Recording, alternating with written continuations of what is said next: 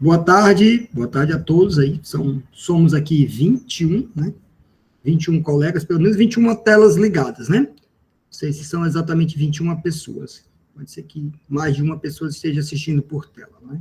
Vamos dar continuidade. Eu sou Alexandre Pereira, professor da Universidade Federal, Departamento de Geografia, e junto com a professora Clélia, já há algum tempo, contribuo no projeto Trilhas Urbanas, e aqui estou para também ajudar nesse momento de formação das trilhas urbanas.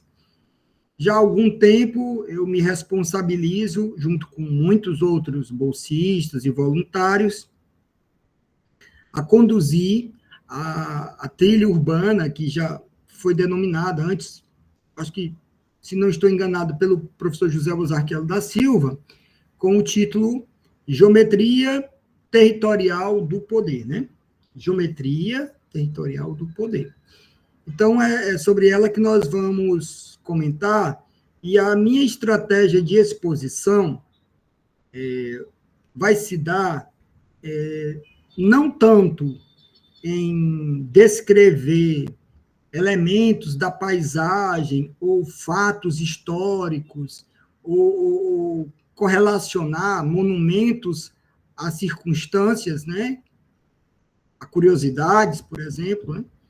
E mais, vou focar em elementos que são muito importantes para que vocês, eu sei que a formação ela terá um segundo momento, um momento da formação por praça, por ponto, né?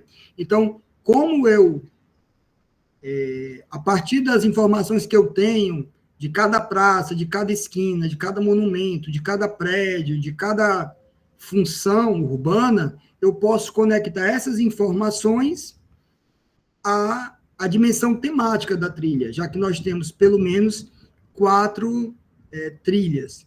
E essa do poder tem aí sim uma especificidade. Então, eu vou trabalhar com a lógica das especificidades, tentando dar a vocês elementos teóricos e práticos, no sentido de, nas exposições, imagino que essa formação está servindo para formar, para dar subsídio à formação de novos bolsistas, de novos voluntários na condução das trilhas. Então, é nisso que vou focar, né? Nessa base teórica. E aí, quem tiver qualquer dúvida, por favor, sinalize para a gente começar, quer dizer, para a gente discutir. E se, por acaso, algo não ficar entendido, também, assim, algum termo, alguma expressão, ficar confusa, vocês podem também falar aqui no chat. Bom, vocês provavelmente já ouviram da professora Clélia uma explicação muito clara de que as trilhas urbanas, a sua execução, né, não se aproxima, não se iguala, né, não é semelhante a roteiros turísticos.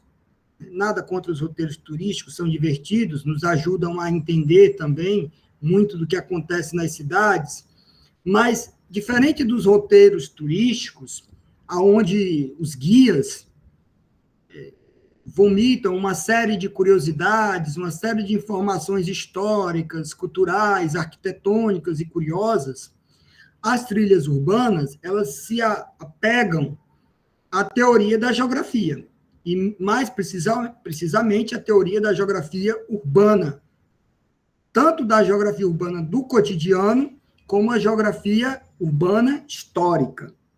E a professora Clélia é uma das grandes referências nos estudos de geografia urbana histórica no Brasil, e aqui em Fortaleza, sem dúvida, é o principal nome. Então, quando lá atrás se estabeleceu que era possível percorrer ruas, esquinas e praças do centro da cidade, que é o espaço de maior densidade histórica da nossa cidade, porque, todos sabem, esse centro histórico é onde a primeira aglomeração que nós chamamos de cidade se constituiu. Então, é um espaço mais denso de histórias, aonde você vai verificar prédios ou lugares associados a grandes processos, processos que duraram séculos, décadas, associados a fatos, a instituições. Então, é por isso que as trilhas urbanas, elas se consolidam no centro. Elas se realizam no centro. Outras trilhas poderiam ser realizadas em diferentes setores, áreas e zonas da cidade. Mas as trilhas urbanas, elas consideram o centro da cidade como uma espacialidade mais densa, histórica, social e culturalmente da cidade de Fortaleza. Fato lógico que a gente analisa essas mudanças, né?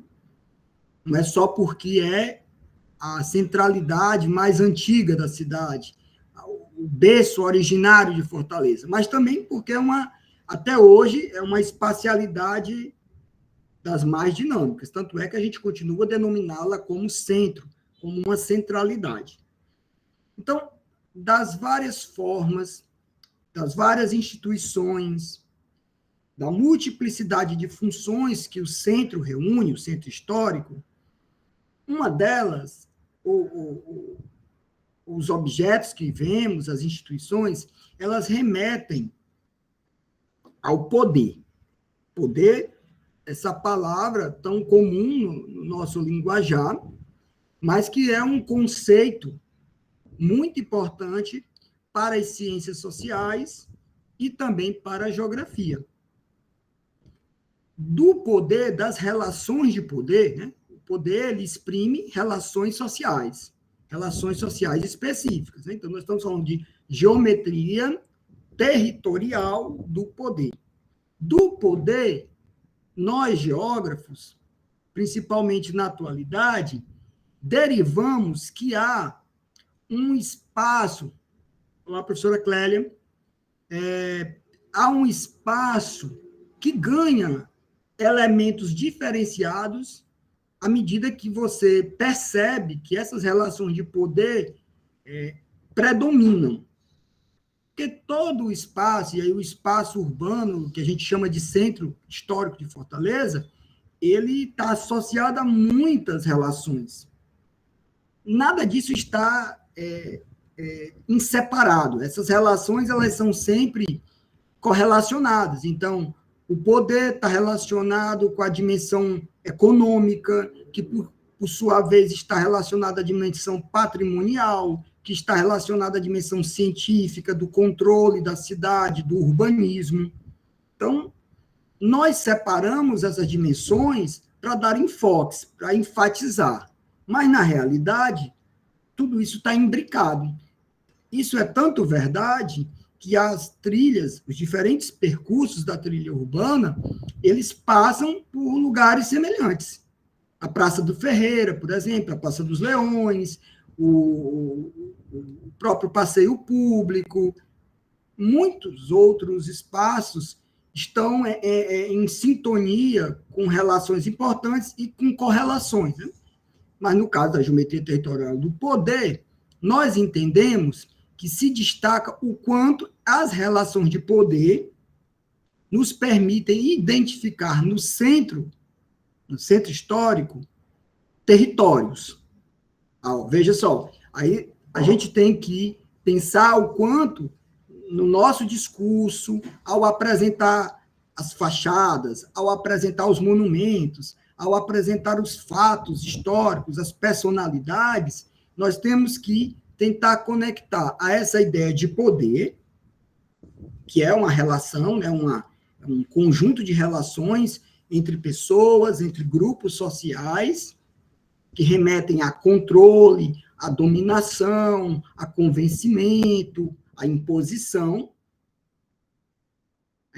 de vontades, de intenções, de desejos, né, com uma espacialidade que resulta dessa predominância das relações de poder, que no caso é o território.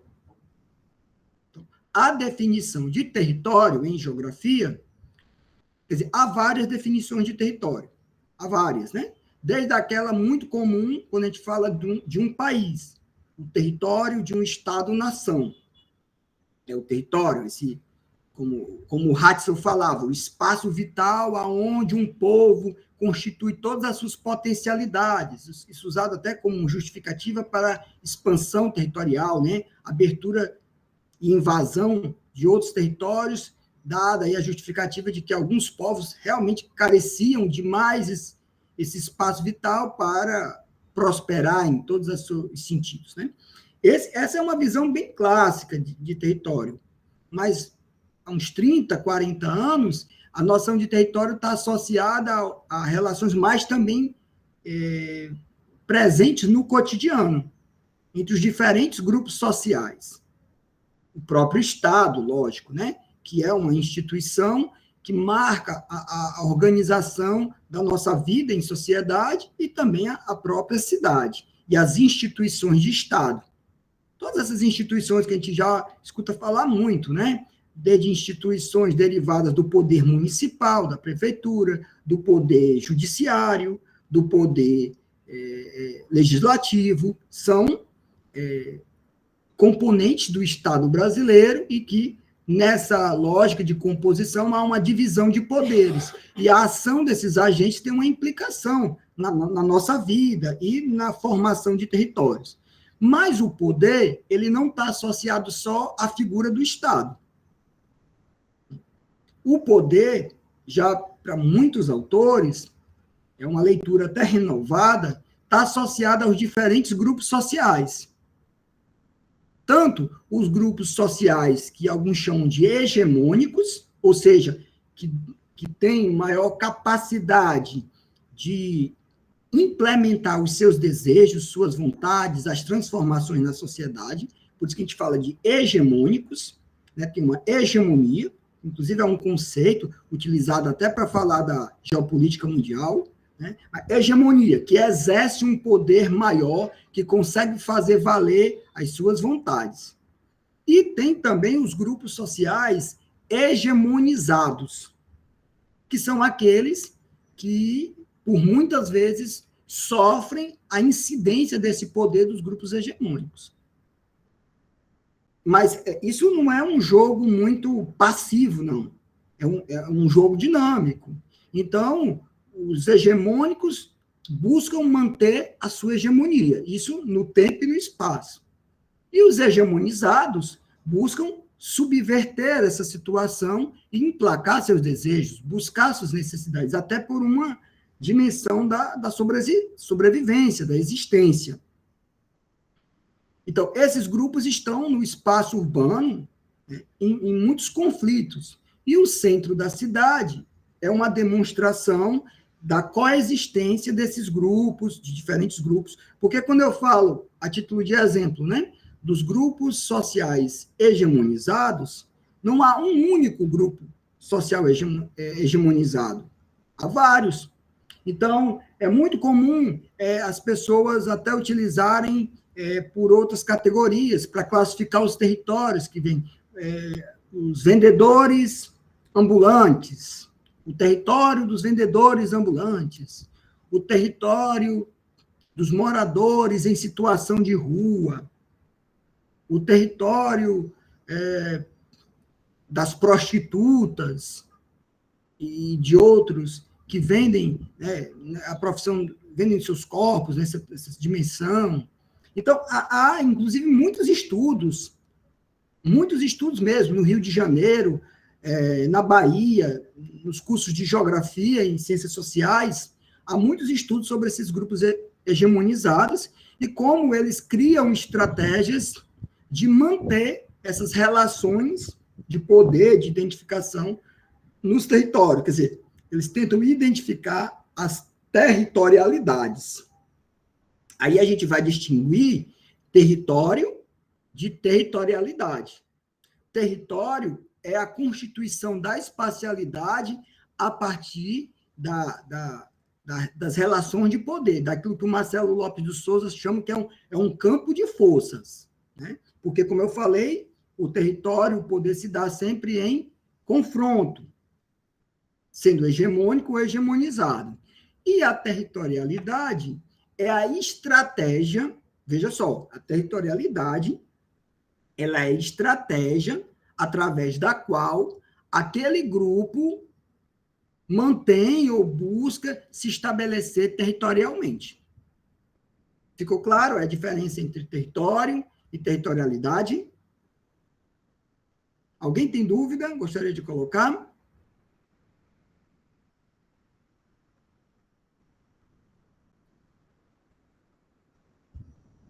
Não há dúvidas? Pois bem, fiz inicialmente essa diferenciação, que é fundamental para a trilha, geometria territorial do poder, essa definição mais clara entre definição e relação, né? Entre poder, território e os diferentes grupos sociais e instituições sociais que fazem valer essas relações, principalmente as relações de poder, e instituem territórios. Então, nas falas, ao longo das praças, né, quando a gente vai na trilha, Geometria Territorial do Poder, que, inclusive, até solicito que os organizadores aqui da formação repassem o link da trilha virtual, que já foi constituída por outros bolsistas, que há o roteiro e que há, né, a visualização das paisagens com explicações e com imagens associadas. Então, a trilha que começa, né, na Praça do Ferreira, que se direciona à Praça General Tibúrcio, que é a Praça dos Leões, que caminha até a praça que fica ali no entorno da Catedral, a própria Catedral de Fortaleza, que se dirige, às vezes, Catedral e o Palácio do Bispo, né, que é o Paço Municipal, que fica mais ou menos por trás da Catedral, em direção ao Forte, Fortaleza de Nossa Senhora da Assunção, né, a sede da região militar, se dirige até o passeio público, que é onde ultimamente tem se encerrado, né, o passeio público ali perto também da Santa Casa de Misericórdia. Mas em outras ocasiões, eu lembro que essa trilha ela se concluía na cadeia pública, que hoje fica a Ensetu, que é o espaço, né, de visitação, de venda de artesanato, mas era um espaço que finalizava, né, a Ensetu. Então, esse é o percurso por onde vocês vão se deparar com monumentos, com prédios, com estátuas, com igrejas, com praças, que vão remeter a eventos históricos, e que nesse conjunto de informações nós vamos pincelar aqueles que diretamente têm relação com esses grupos hegemônicos e hegemonizados que realizaram ali esse conflito, que estabeleceram essa tensão e os seus territórios no tempo e no espaço. Então, essa sempre é a ideia, de sempre buscar as informações que, de alguma maneira, tragam luz a essa tensão, que é uma tensão que permanece, hein? Não é só algo do passado. Daí, eu entro numa outra observação importante para aqueles que vão conduzir as trilhas, né? É preciso ter muitos cuidados. Como eu já falei antes de começar, algo que a gente sempre remete, né? As trilhas urbanas não são trilhas turísticas, não é uma caminhada turística, não é o que os organizadores do trade turístico chamam de city tour, não é um city tour. Eu já falei isso no início, a professora Clélia já remeteu em outras explicações. E não sendo, nós temos que ter alguns artifícios, algumas estratégias de demonstrar essa diferença. E uma dessas estratégias, que é bem interessante, é fazer com que aqueles que estão ali naquele momento, né, os estudantes do ensino médio, os curiosos, os estudantes de outras instituições, outras universidades, pensem um pouco para além das aparências. Quando você está na Praça do Ferreira e você faz um giro lá de 360 graus, você vai ver lá os quiosques, vai ver o antigo Palácio Iracema, você vai ver a farmácia Oswaldo Cruz, você vai ver o próprio São Luís, você vai ver as áreas onde ficava o abrigo central, você vai ver os prédios que antes foram hotéis, que foram o primeiro arranha-céu de Fortaleza, então, o Celso, né? Então, você vai ver tudo isso. E qualquer um pode ver. E você vai relatar uma série de processos, histórias, pessoas, fatos. Mas uma questão importante para vocês construírem é deixar claro que tanto essa lógica do poder como dos territórios, elas mudam no tempo. E mudam por quê? E aí é esse porquê que é interessante, é sempre nas explicações fazer uma correlação entre o lugar aonde vocês estão, né, naquele momento, aquela praça ali, no centro de Fortaleza, quer dizer, relacionar aquela paisagem que vocês estão vendo, que vocês estão explicando, com a cidade como um todo, inclusive com o Ceará ou até com o Brasil.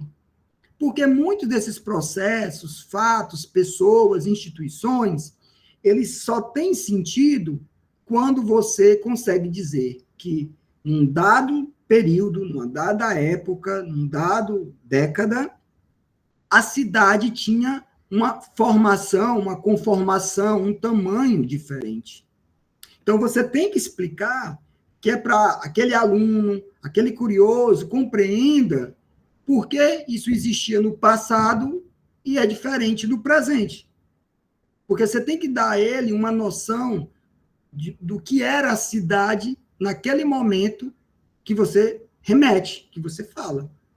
Porque senão você vai remeter ao passado e ele não vai entender quais eram as condições que davam suporte àquilo que você está mencionando.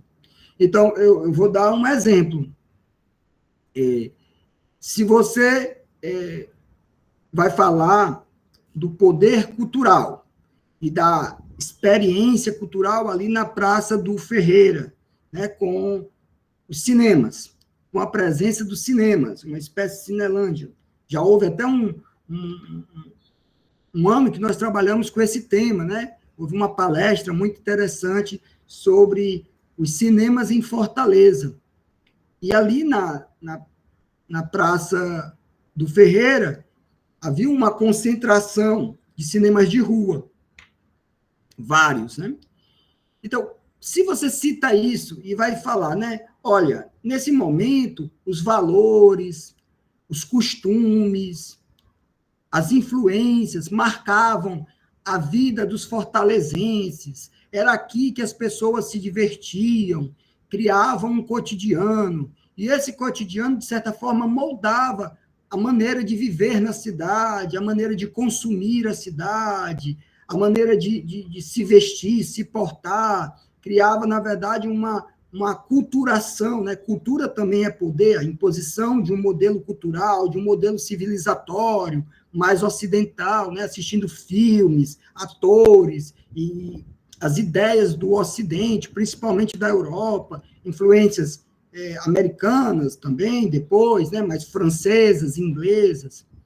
Se você vai explicar isso para alguém, uma criança que está no ensino fundamental, ela não vai entender, porque para ela praticamente, cinema é coisa de shopping center.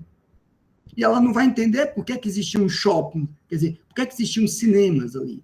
Mas aí você vai ter que relacionar que naquele momento que você remete, final do século XIX, início do século XX, o que era? Qual era o tamanho da cidade?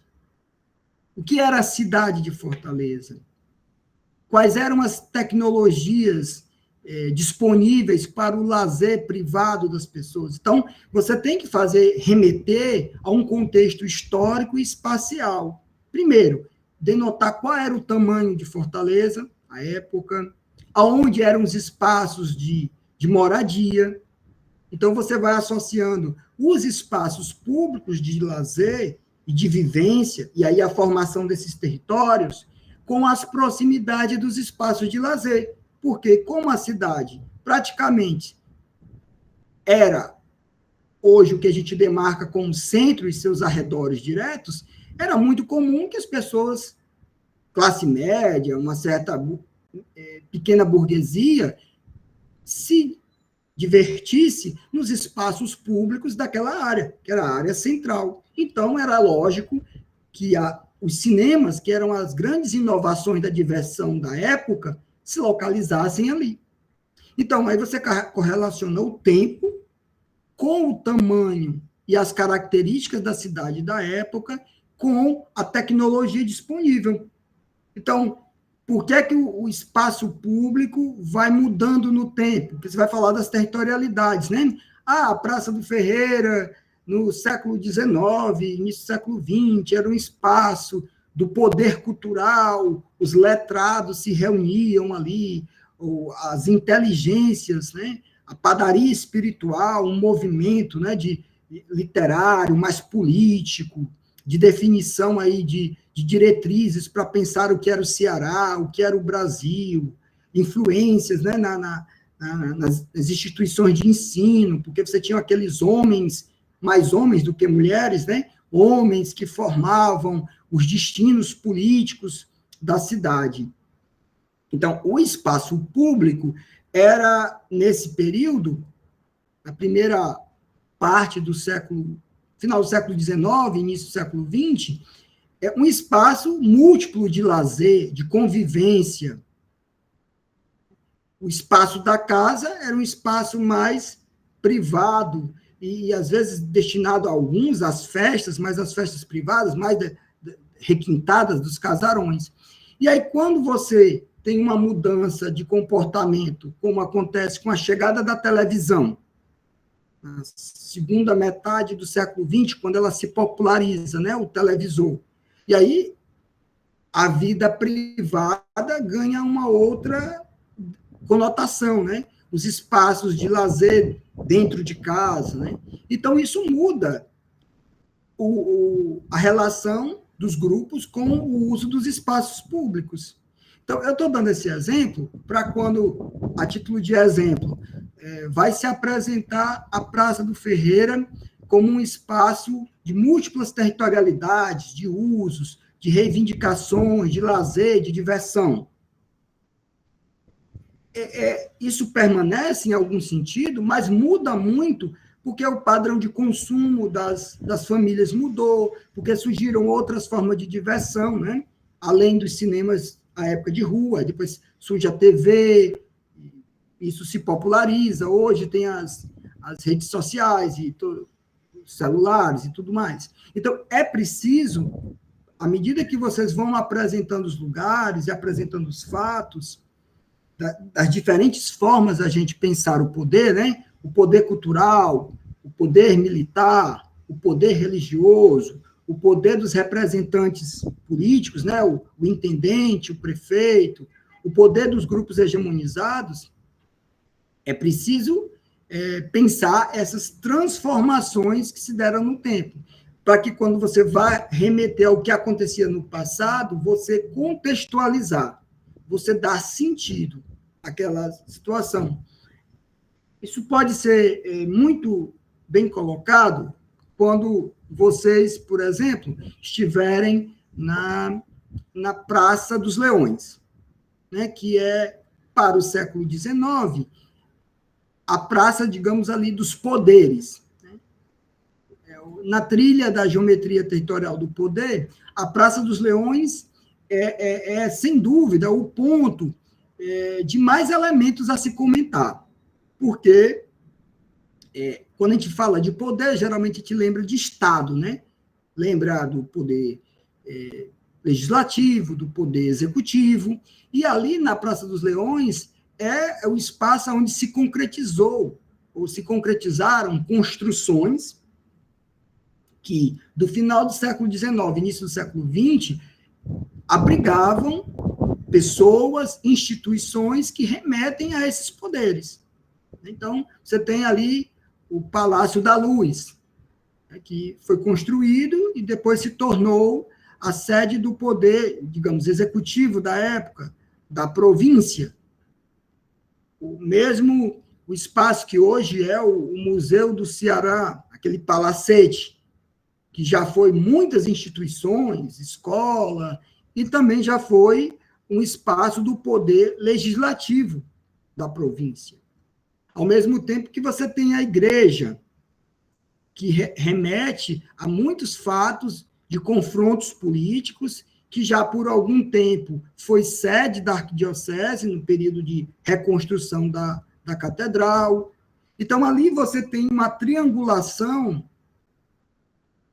pelo menos é um conjunto de exemplos, de espaços e de instituições que remetem às relações de poder, e aí muitas dessas relações não se configuram só por aquela praça. É isso que eu estava mencionando há pouco.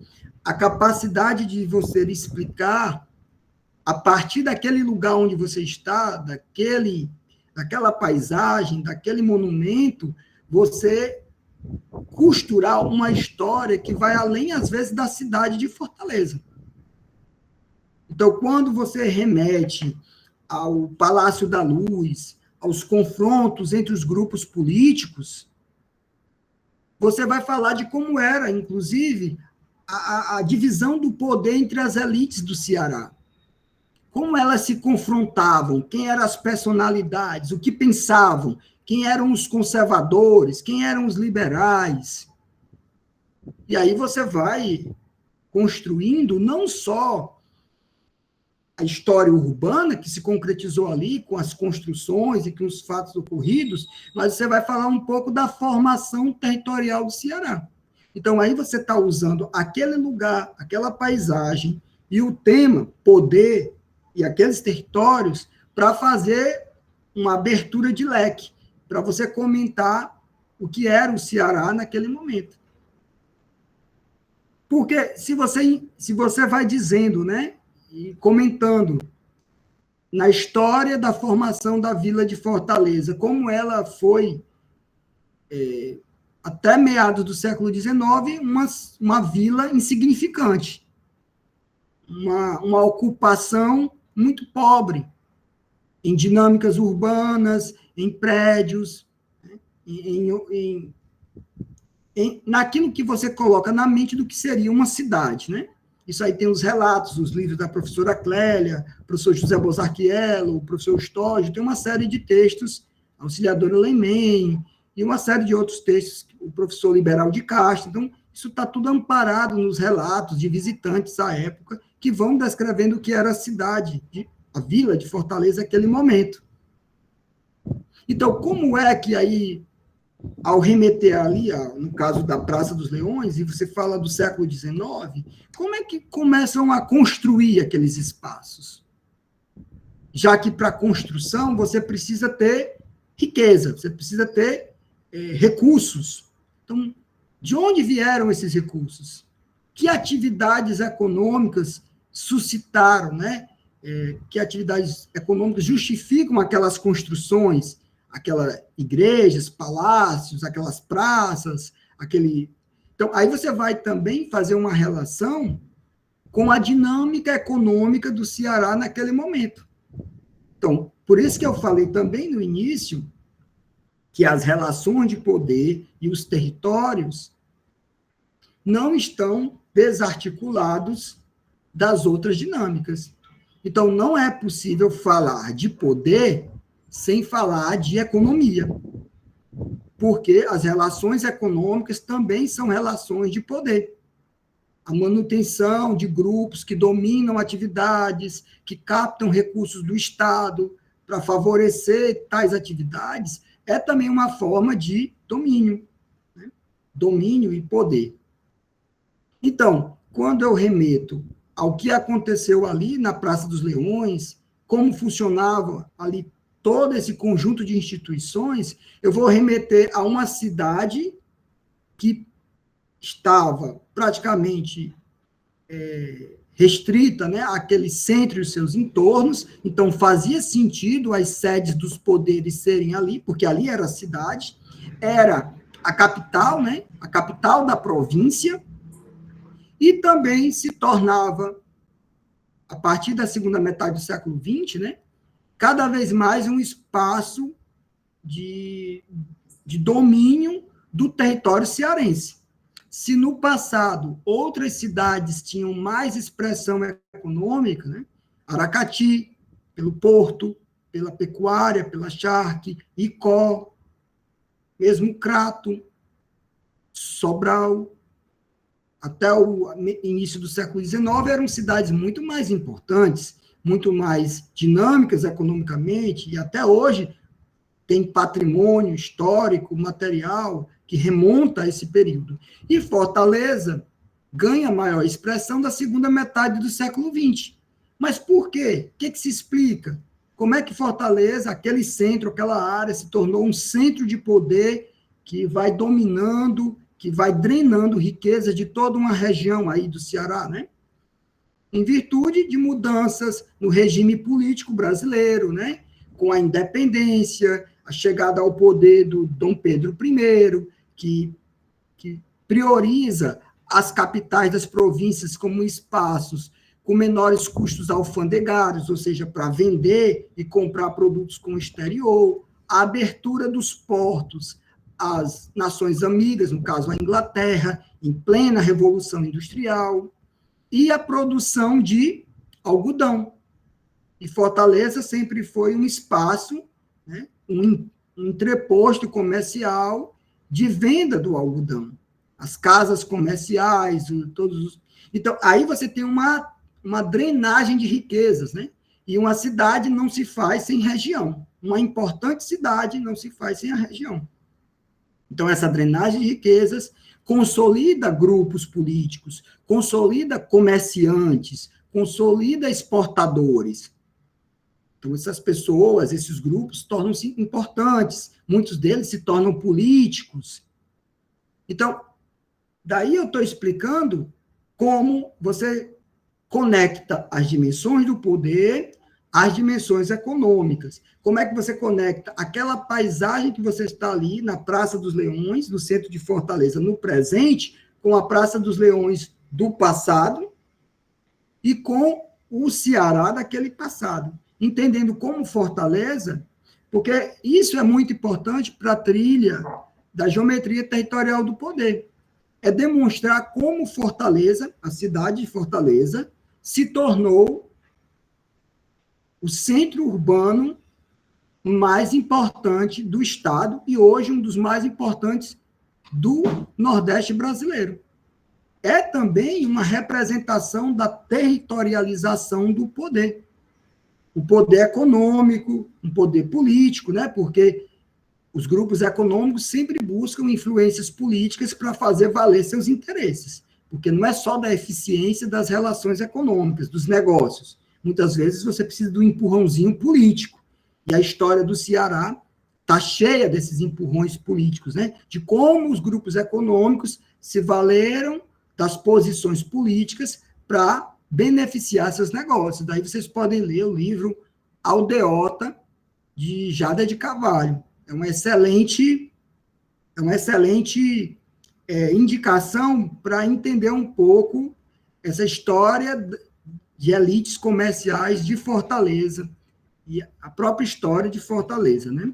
É um livro muito legal, Aldeota, de Jada de Carvalho. A UFC até relançou esse livro agora pela editora da UFC. Então, como eu estava mencionando, né?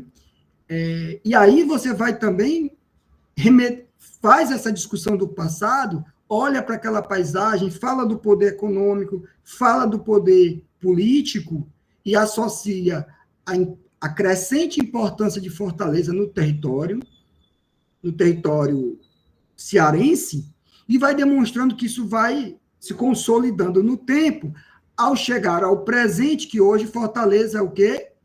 Uma metrópole. Uma metrópole, uma cidade que tem o primeiro PIB do Nordeste, né, já vem por alguns anos, que demonstra uma certa dinâmica econômica, e que tem uma população que a coloca, como, se eu não me engano, entre a quinta, acho que é a quinta, né? Depois vocês me corrijam, mas eu acho que é a quinta cidade mais populosa do Brasil. Uma cidade que não tinha expressão econômica nenhuma até meados do século XIX. Aí a gente pensa também a intensidade do processo de urbanização e de crescimento da cidade de Fortaleza. Porque tudo isso não é só uma história de glória, né?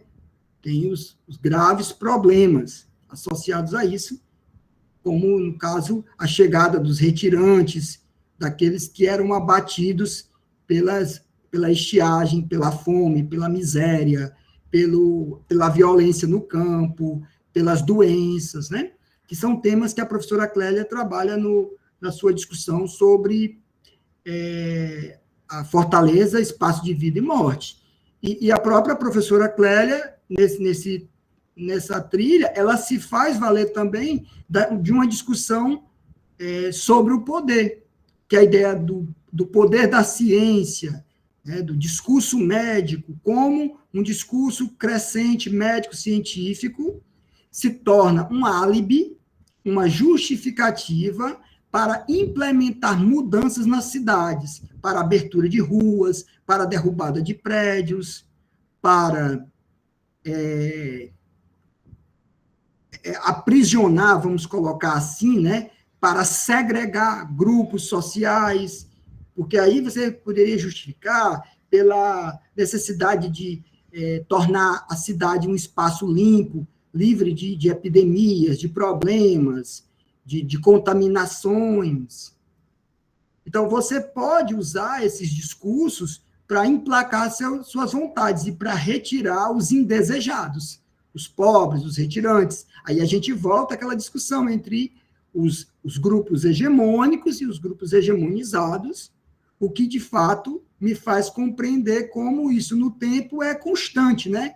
Essas disputas de poder que vão usando muitos subterfúgios. No caso, o próprio discurso médico-higienista, né? Que é uma conquista da ciência, mas que pode ser utilizado para diferentes fins. A própria lógica que a gente pode discutir bastante sobre essas transformações das instituições, isso pode ser revelado mesmo quando nós chegamos na catedral. Aqui eu não vou detalhar a questão arquitetônica da catedral, nem quando ela foi construída, nem isso aí vocês podem depois ler ou nas outras fases. Mas quando eu vejo a catedral, a monumentalidade, a grandeza de um templo religioso, no caso católico, aí eu lembro exatamente de uma instituição muito importante na história do Ocidente, que é a Igreja Católica Apostólica Romana, que para o Brasil e para as colônias portuguesas, né, aí você tem os jesuítas, você tem as outras congregações que foram muito importantes para o bem e para o mal, né, para a fundação de cidades, para a expansão das cidades, para a aquisição e manutenção de terras que depois viriam a ser urbanas. E daí você vai e pode comentar como essa instituição foi mudando no tempo. Lógico, aí você vai se fixar principalmente no tempo da cidade de Fortaleza e do território aqui brasileiro.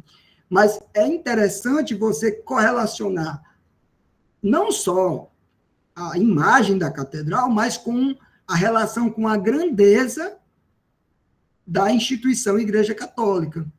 E aí você vai poder relacionar a igreja naquilo que o Pedro Vasconcelos, que é um professor da Universidade Federal da Bahia, que também é um estudioso da geografia urbana histórica, vai chamar de, olha aí a diferença, certo? O que ele vai chamar de agentes modeladores, veja só, não é produtores, ele chama de agentes modeladores do espaço urbano, porque ele usa esse termo modeladores para se remeter ao período colonial, ao período até imperial do Brasil. Então, essa palavra produtor, agente produtor, ela foi depois constituída pelo Henri Lefebvre, lá nos anos 70 do século XX, para falar da Revolução Industrial, principalmente, né, e do que veio depois. Mas o Pedro Vasconcelos fala dos agentes modeladores do espaço urbano, e ele vai falar das igrejas e das congregações, e ele fala muito bem isso em Salvador. e ele vai dizer como a igreja, a partir do quê? Da construção dos conventos, ela induzia o crescimento da cidade para algumas direções. A igreja, enquanto proprietária de terra, recebia recursos, como o foro e o laudêmio.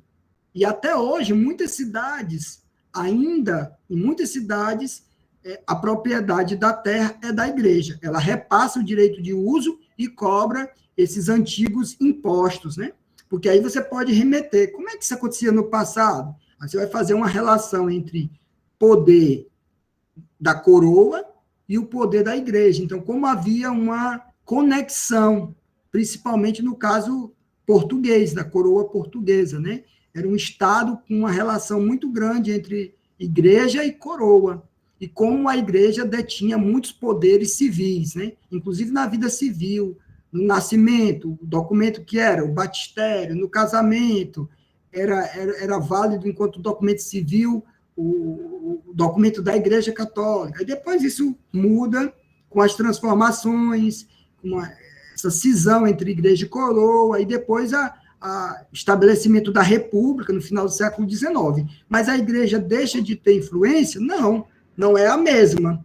Mas a igreja mantém, e é possível pensar as cidades no passado por essa referência à igreja, e é possível falar de outro poder, do poder simbólico, do poder cultural, inclusive que vai, de certa maneira, impor certos costumes, uma ética, né? Uma moralidade do nosso comportamento.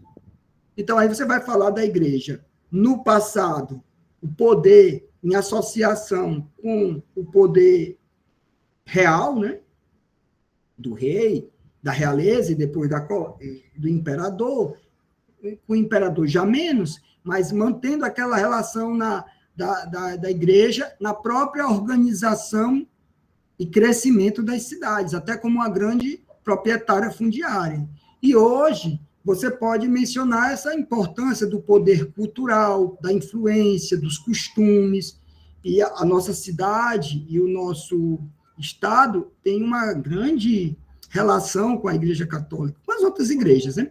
E aí você pode fazer uma correlação ainda com as transformações do presente, como o centro. Aí veja aquela dimensão da escala. Você está à frente da catedral, mas você não é obrigado a falar só da catedral ou da Igreja Católica, já que você usa aquela paisagem para abstrair, para relacionar. Você pode relacionar com o quê? Com as outras expressões religiosas. O centro de Fortaleza, a centralidade histórica, é sede de muitos templos, não só da Igreja Católica. Você tem hoje muitas denominações evangélicas. E aí você pode mencionar essas transformações contemporâneas, né, do crescimento dos evangélicos, que isso é um fenômeno constatado no censo, e você vê esses templos, a importância do cotidiano, que vai marcando e continua marcando a vida das pessoas. É um poder simbólico, é um poder cultural que até se transforma em poder político, institucional, né? Muitas igrejas têm até partidos, ou muitos pastores estão em partidos e também defendem suas bandeiras, né? Não existe a chamada bancada da Bíblia no Congresso Nacional, né? Dizem. Então, vejam como a instituição igreja, agora não só a Igreja Católica, tem ali a monumentalidade, tem os templos, é um espaço de fluxos, de atração de fluxos, de fiéis, é um espaço promotor de atividades, caminhada com Jesus, caminhada com Maria, marcha para Jesus, missas, cultos, que, né, de certa forma, dinamizam o centro, assim como tem os comerciantes, né, que buscam a sua sobrevivência, muito bem retratados no trabalho, na trilha que a professora Alexandra Muniz coordena, né, Ócio e Negócio. E aí você, para finalizar, eu estou dando aqui alguns exemplos e estou tentando costurar como tratar essas dimensões de poder, território, instituições, fazendo a relação do presente com o que se constituiu enquanto processo no passado. fazendo relação daquilo que você vê imediatamente, a paisagem, que você vê, a igreja, o forte, com aquilo que você pode extrapolar para pensar a realidade do presente. Então, uma boa trilha urbana, ela não foca só naquilo que se vê, mas ela se relaciona com os fatos do passado, com a cidade do passado, e também com outros fatos e o centro do presente. E aí nós chegamos ao exemplo do poder militar, que sempre foi muito decisivo na organização da nossa vida política brasileira, né? Assisti certa vez uma reportagem que estava vendo quantos golpes no Brasil já aconteceram, tentativas, e todos eles muito associados ao poder militar. Então, hoje você tem ali uma expressão da Fortaleza, né, que é um monumento que representa ali o nascedouro da nossa cidade, ali o sítio urbano de Fortaleza que de fato se consolida. E você tem o uso atual, que é um uso militar. Então, aí você pode trabalhar com essa lógica da discussão da importância dos militares para domínio dos territórios, para controle. Você pode falar desde a história do controle e da relação com os indígenas na formação, né, militar de ocupação portuguesa, mesmo holandesa, portuguesa, mas depois, no tempo, a importância militar na constituição do Império e muito mais da República. E aí você vai falar dessa dimensão. Também é possível discutir o poder militar nas suas hierarquias, né? O militarismo, ele se divide, né? Tem uma hierarquia de regiões militares, e você pode fazer certas conotações, como a sede do forte, que é um monumento que representa a Fortaleza. Hoje tem uma funcionalidade associada ao poder militar, que é uma região que, se eu não me engano, abarca os territórios do Maranhão, do Piauí. O mesmo vale para a catedral, porque a catedral representa a arquidiocese, ou seja, é o poder do arcebispo, e é uma denominação territorial da igreja. É aonde a arquidiocese de Fortaleza é aonde o poder do arcebispo se estabelece. Nem toda, é uma hierarquia, de certa forma é uma hierarquia espacial, é uma hierarquia da igreja que se remete a uma territorialização, né? A arquidiocese é superior às dioceses, né? Então, é possível trabalhar também com essas dimensões de escala e tudo mais. E, para finalizar, que todo mundo já está saindo, eu sei que já são 14 horas, né? Eu quero dizer que a trilha Geometria Territorial do Poder, ela leva o que acompanha, mas também o instrutor, né, o guia, o monitor, a perceber as nuances do poder. Você pode perceber o poder da igreja, o poder do Estado, o poder dos militares, mas também os micropoderes, que são essas relações do nosso cotidiano, com hoje, né, até com as personalidades, a divulgação de moda, de gosto.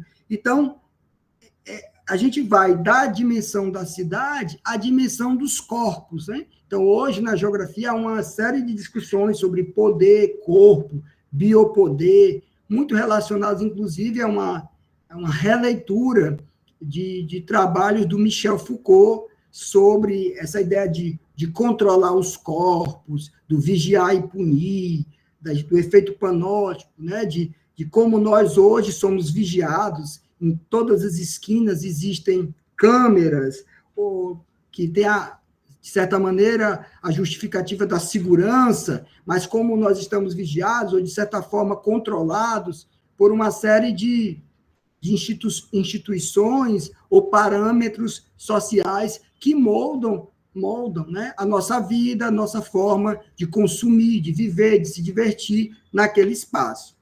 Então, de modo geral, eu gostaria é isso. Talvez a gente poderia tratar de outros temas em outras circunstâncias e dar mais exemplos, mas para o momento e para uma formação inicial, era isso que eu gostaria de deixar como um recado para vocês. E também, como conselho, assistam às trilhas que foram gravadas e buscam as leituras, principalmente os livros da professora Clélia, que lá vocês vão ter bastante dados, informações e também fontes bem associadas a essa discussão de escala e de transformações no tempo e no espaço acerca de Fortaleza e da urbanização cearense. Obrigado pela audiência.